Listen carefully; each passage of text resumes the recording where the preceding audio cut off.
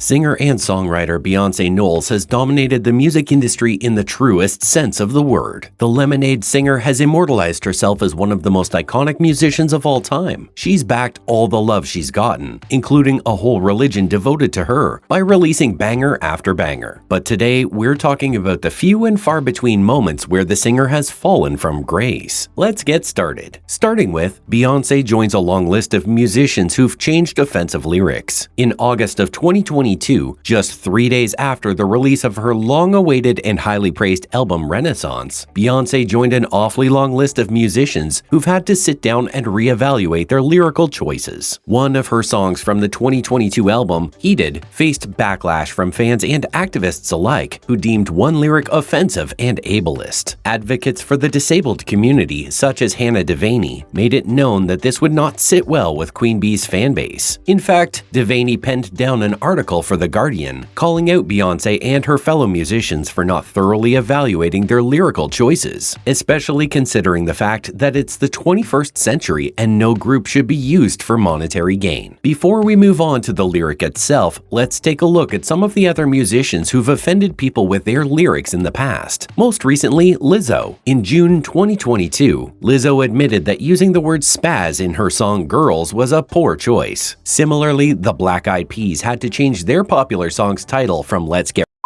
to Let's Get It Started, as we now know that's one of the most popular songs off their discography today. Okay, back to Beyonce. The Crazy in Love singer used the word spazzin' in her song Heated, but 3 days later released a statement apologizing for not being more considerate of the disabled community and subsequently changed it to blastin'. Coming up next, the time Monica Lewinsky called her out. Shortly after the If I Was a Boy star announced she would be removing an ableist slur from her song Heated, former White House intern and forever pop culture reference Monica Lewinsky called her out for yet another offensive lyric in the song Partition. For context, the lyrics are used to reference a steamy hookup taking place in the backseat of a limo. Beyonce says, "And he Monica Lewinsky'd all over my gown." Now, considering it's been a minute, let's take a look at what propelled Lewinsky to mainstream stardom. In 1998, the former White House intern was revealed to be having an affair with the then President of the United States, Bill Clinton. Clinton was subsequently impeached, and Lewinsky became everyone's favorite punchline. But to her credit, the London School of Economics alum has been pretty lighthearted about the situation now, some decades later. However, she claimed that while everyone was on the subject of Beyonce's offensive lyrics, maybe they should petition for partition to feature Clinton's name as a verb instead of her own. Next, Kellis reminds Beyonce what a collaboration truly is. We'd like to ask you this one. What would you classify as a collaboration between two artists?